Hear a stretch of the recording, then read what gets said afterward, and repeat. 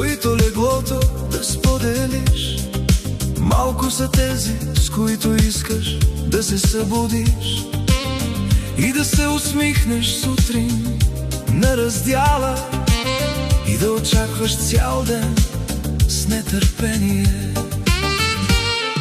Избираме със сърцата си, не с ума си, дори се страхуваме да се усмихнем. Отваряме душите си само за тези, с които бихме искали да се събудим.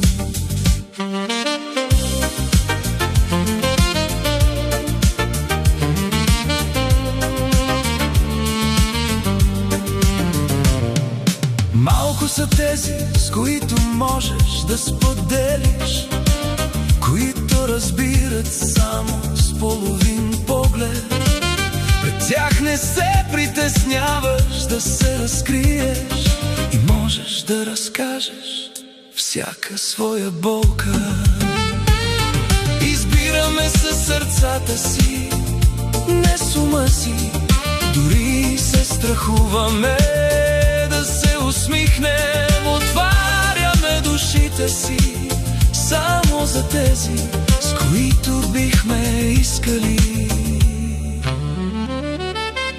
да се събудим.